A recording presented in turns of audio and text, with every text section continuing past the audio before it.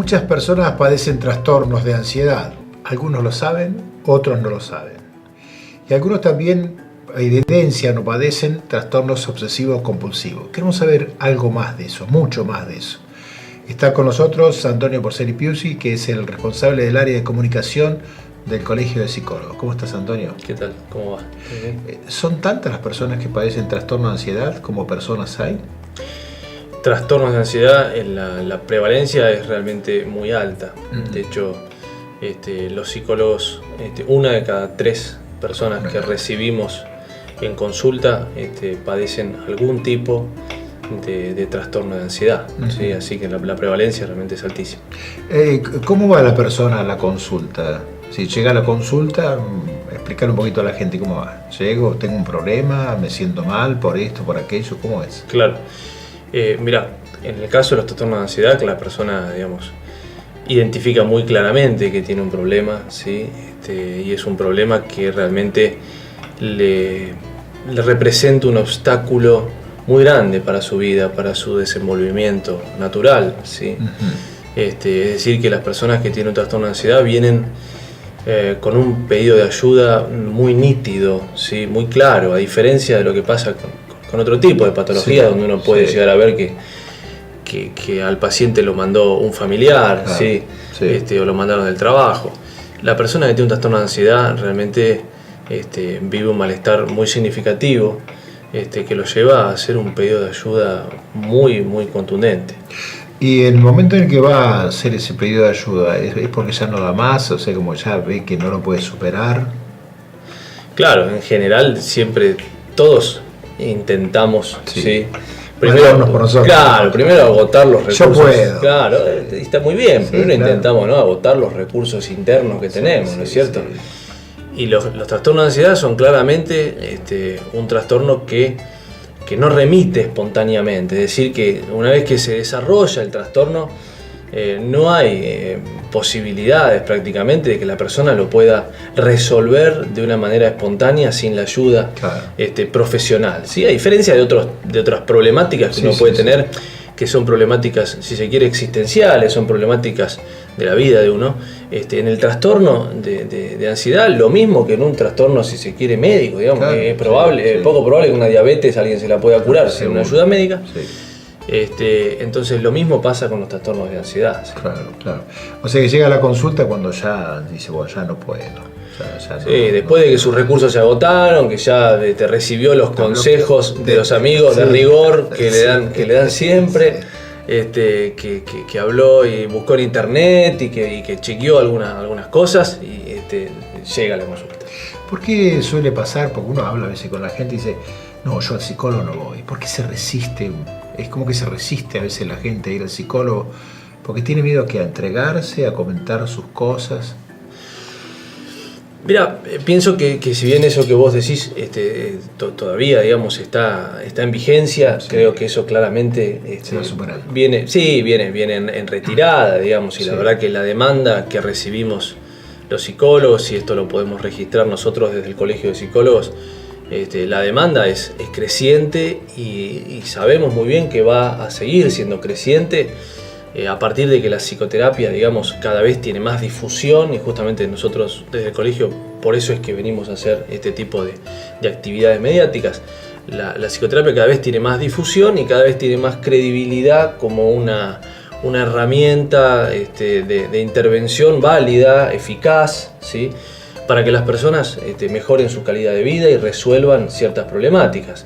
Sin embargo, por supuesto que hay una resistencia en algún punto esperable, digamos, de que uno establece un vínculo, digamos, con una persona que no conoce, ¿sí? Claro, y a la cual de buenas a primeras tiene que transmitirle, digamos, una cantidad de contenidos que son tremendamente íntimos, ¿sí? Sí, seguro. Y eso es un proceso que a algunas personas les produce, digamos, cierto resquemor, a diferencia de otras que en cualquier momento le pueden contar al vecino en el medio de la vereda un montón de cosas, ¿sí? Hay otras personas que son más reservadas, por supuesto, y esas son las personas más reacias, ¿no? ¿Va más al consultorio el hombre o la mujer? Bueno, definitivamente la mujer es más consumidora de la intervención psicoterapéutica, ¿sí? Y hace más utilización, quiero decir, ¿no? Sí. de la intervención, la mujer más que el hombre. ¿Sí? Sí, sí. ¿Es porque necesita más o porque se anima un poco más? Francamente no tenemos, yo tengo una opinión personal respecto de eso, pero Sí. no tenemos desde la ciencia una respuesta de por qué eso ocurre, ¿sí? Nada más tenemos el dato estadístico de que hay una clara presencia mayor, ¿sí? de la mujer frente al hombre. Sí, en general uno también lo nota cuando hay que ir al médico, Sí. fuera el psicólogo, uno ve que va la mujer y a Sí. veces cuando inclusive no va el hombre, Sí. la mujer como lo agarra el brazo y lo lleva. Sí. Es muy común, probablemente porque el hombre tiene menos afinidad al cuidado de su salud. Sí, sí. En general, sí, Claro. en general eso. Y dentro de los trastornos de ansiedad después vamos a hablar del trastorno obsesivo compulsivo, que a mí Sí. me llama la atención. Es más, hasta hay una obra de teatro que Sí. habla sobre eso y mucha gente la va a ver y le parece que está bien y demás. ¿Cuáles son los más comunes de los trastornos de ansiedad? Dentro de los más comunes, bueno, te podría decir el más común, sí, el que se gana, digamos, El que gana el premio. Oscar, sí, el que El se gana Oscar, el sí. Oscar a los O el trastornos. Martín Fierro. El Martín Fierro, los trastornos de ansiedad, es el trastorno de pánico. El ¿sí? pánico. El trastorno de pánico. Francamente, él tiene muchísima prevalencia, genera un malestar enorme. Y muchas consultas tienen que ver con eso. Y en segundo lugar, sí, están las fobias. Las ¿sí? fobias. Claro, las fobias, los temores irracionales que algunas personas desarrollan, ¿sí? a determinadas situaciones o objetos, ¿no? Claro. El toque que vamos Sí, a hablar sí, es dentro del trastorno de ansiedad más suave, por decirlo de alguna manera. mucho más raro, digamos. Claro, ¿sí? claro. ¿Y el trastorno de pánico se da por la situación en la cual vivimos o porque hay algún otro factor que influya para que esa persona se sienta con trastorno de pánico? Que es muy difícil, yo he tenido compañeros con pánico y la verdad que la pasan mal. Sí, la verdad que sin lugar a dudas que las personas que tienen trastorno de pánico empiezan a desarrollar un infierno porque viven permanentemente pendientes de cómo se van a sentir. Y entonces es un obstáculo para su vida muy significativo, viven chequeando a ver cómo se sienten, si están respirando bien, si no están respirando bien, si el corazón late, si no late. Entonces la verdad que es un problema muy grande. Vos preguntabas, digamos, esto si surge por un factor externo. Mirá, la verdad que lo que la ciencia en ese sentido comprendió, digamos, y en esto podemos ser contundentes, es que en realidad hay un interjuego de factores biológicos, es decir, de una predisposición genética a desarrollar trastornos de ansiedad en general, ¿sí? La predisposición genética es a desarrollar trastornos de ansiedad en general. Hay factores psicológicos, ¿sí? que tienen que ver de acuerdo en este sentido, digamos, a la orientación o al modelo de psicoterapia que el colega o el psicólogo utilice. Hay algunos que identifican algunos factores psicológicos por un lado y otros identifican otros factores psicológicos por otro lado. Y hay factores desencadenantes, ¿sí? Claro. Y hay factores desencadenantes que creo que es a lo que vos te referías, ¿sí? En general surgen, digamos, frente a alguna situación estresante, ¿sí? Que no es el causante y no lo tenemos que confundir con la causa del trastorno, ¿sí? No es la causa del trastorno, sino que es el cerillo que enciende, digamos, ¿sí? Exactamente, la mecha, ¿no? Sí, exactamente. Un factor de una situación de estrés en general está en los inicios de este tipo de trastorno. Claro. Y en esto del pánico, ¿cuánto tiene que ver lo que uno ve en la cámara? Es decir, lo que uno ve todos los días o escucha por los medios, ve por los medios y demás. Por ejemplo, la inseguridad. Claro. ¿La inseguridad también nos puede provocar trastorno de pánico?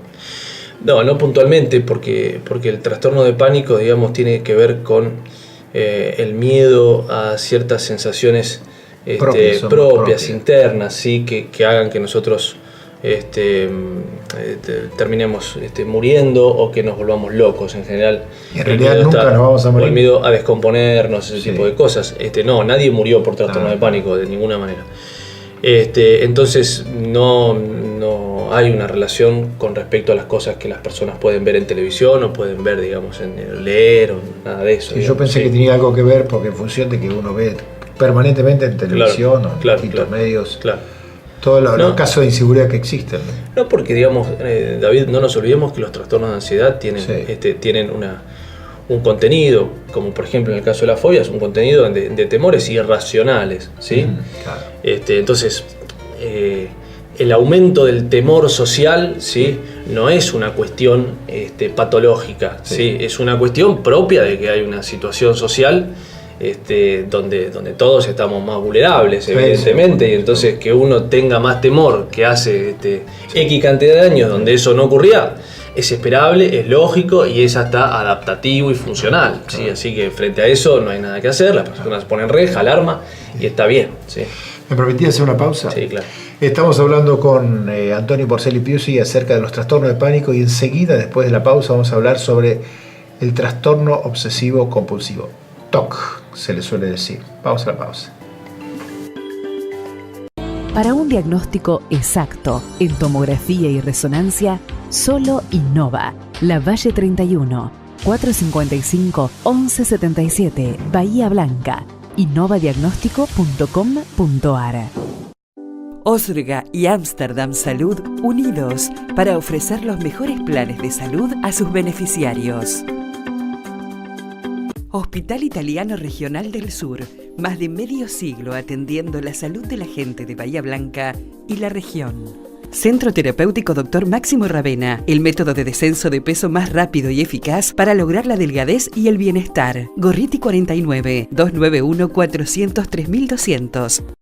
En septiembre, prepárate. Volvemos a Europa. Un viaje coordinado y armado a tu medida. 26 días recorriendo las principales capitales. Techera Turismo, tu agencia de viajes. Consultorios Santa Lucía. Clínica y cirugía ocular. El foco en su visión. Rondó 587, 455-0031. En el Hospital Privado Dr. Raúl Matera te brindamos mucho más que buena salud. 9 de julio 445. 455-8880. Con Antonio Porceli Piusi estamos hablando de los trastornos de ansiedad en general y particularizando en algunos. Recién estábamos hablando sobre el tema del pánico. Antonio, cuando una persona tiene pánico, siente pánico, uno se pone a pensar, ¿qué puedo hacer yo por él? Porque de pronto me dice, pará, que me parece que tengo pánico. ¿Qué puedo hacer yo? ¿Cómo lo puedo ayudar? ¿Cómo lo puedo asistir? ¿Hay alguna forma? Sin lugar a dudas, hay, y es bastante acotada. ¿Sí? Muy acotada. Es muy acotada. O sea que es poco lo que yo puedo hacer. Es poco, pero muy contundente. Sí, Yo diría, no diría poco, diría acotado. Acotado, sí. Acotado, es decir, no hay muchas cosas, hay acotado. ¿sí? Quiero tocar hacerlo, tengo que ayudar a que vaya a un psicólogo, ¿sí?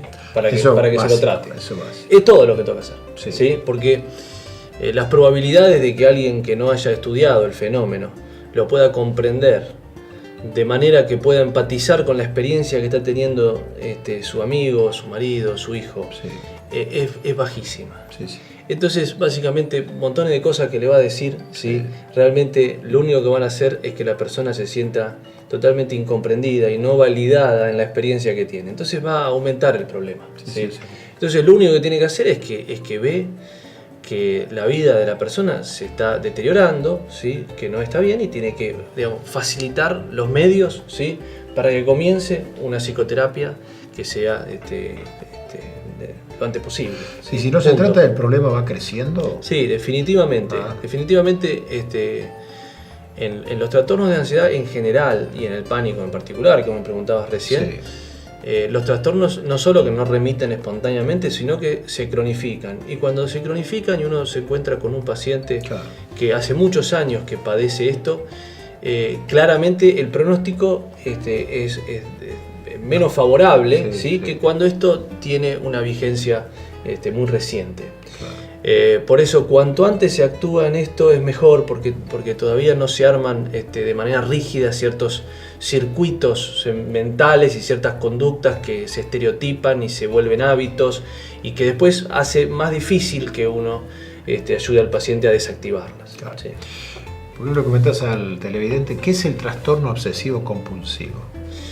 Bien, el trastorno obsesivo compulsivo, un poco como vos, David, mencionabas hace unos momentos, es uno de los trastornos de ansiedad que se caracteriza por la presencia de obsesiones y de compulsiones. ¿Qué son las obsesiones y las compulsiones? Las obsesiones son pensamientos, imágenes, ¿sí? Ideas de carácter recurrente, de carácter intrusivo, ¿sí? La persona siente que se le introducen, ¿sí? en su mente de manera muy repetitiva y que causan un malestar del tipo de miedo, preocupación, ansiedad, muy elevados, ¿sí? Muy elevados. Esos pensamientos tienen en general algunas veces contenido de tipo dañino, bizarro, ¿sí? Y que como causan mucho malestar, despiertan la necesidad de desarrollar el otro aspecto, que son las compulsiones, ¿sí? Que son conductas tendientes a disminuir el malestar que me provocan esas ideas dentro de mi mente, ¿sí? Entonces la persona entiende que si realiza determinadas cosas, ¿sí? Como puede ser típicamente lavarse las manos, o contar hasta determinado número, o hacer tal maniobra mental de pensar en determinada cosa después de pensar en determinada otra, o dar 2 vueltas para un lado y 8 para el otro, pensando en He-Man. Y digo esto porque muchas veces son cosas, digamos, tan poco razonables como esa.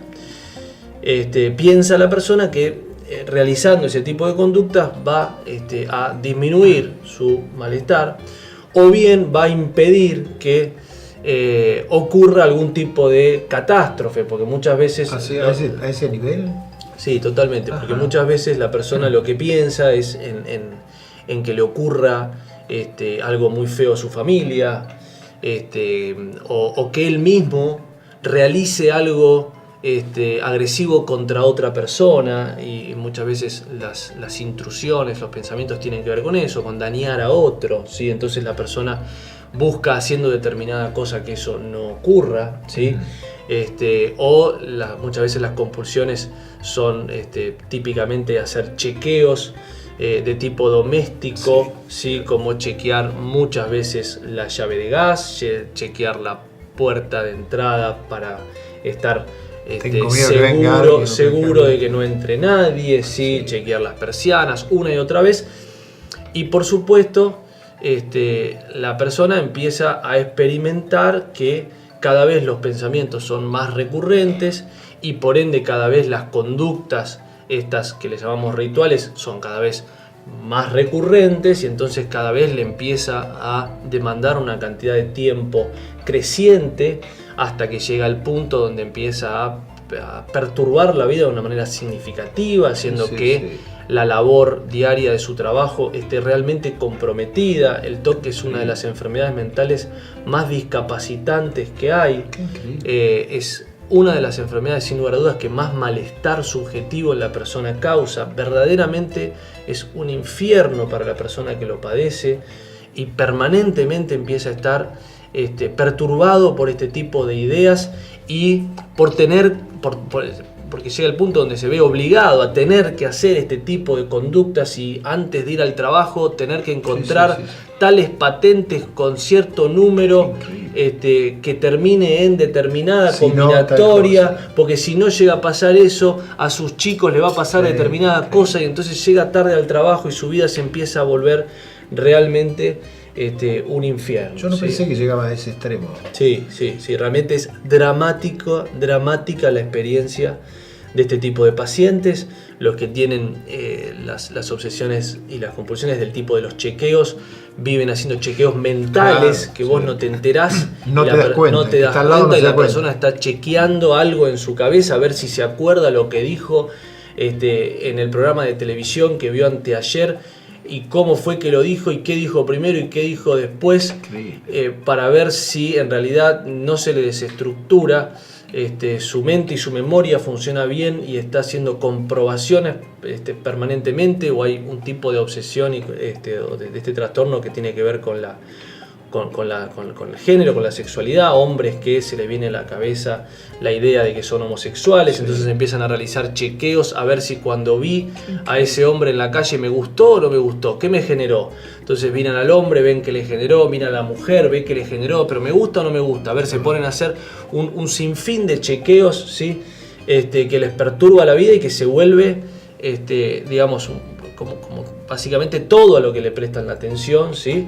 Estas ideas o estos pensamientos, es un infierno, ¿no? Es dramático cómo sufren y también es maravilloso cómo se mejoran, claro. ¿Sí? Porque es proporcional al sufrimiento que tienen, sí.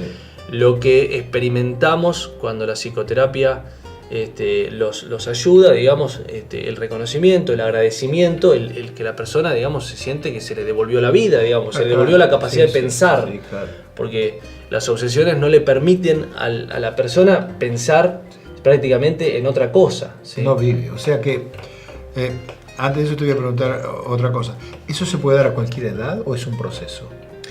En general, esto puede tener comienzo, ¿sí? En la infancia, ¿sí? Pero no es lo más común. Sí. Lo más común es que se dé desde la juventud en adelante, ¿sí? Sí. En adelante.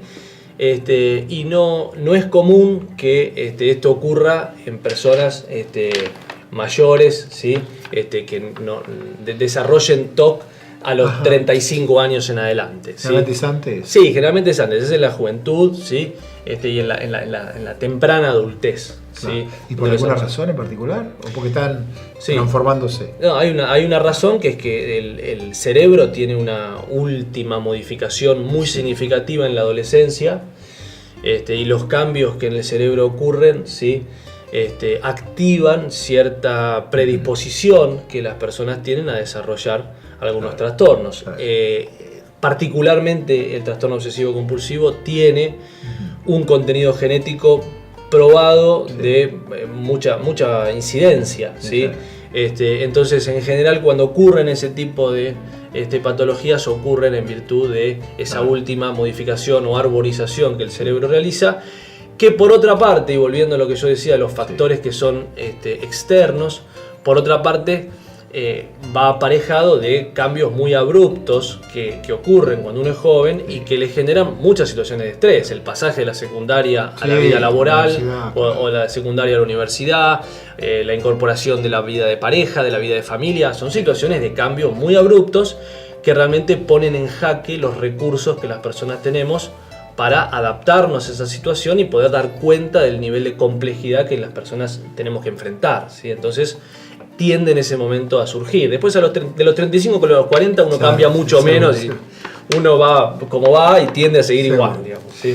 Antonio, muy clarito, muchas gracias. Por favor. Cuántas cosas que aprendimos. Por favor. La gente de Brix te regala este vino para que puedas saborear. Lo llevaremos al colegio de psicólogos para brindar entre todos. Muy bien. Gracias por venir. Bueno, gracias a ustedes. Muy amable. Interesantísima la charla con Antonio Porcelli Piuzzi acerca de trastorno de ansiedad y el TOC, que uno no se imaginaban las consecuencias que puede traernos.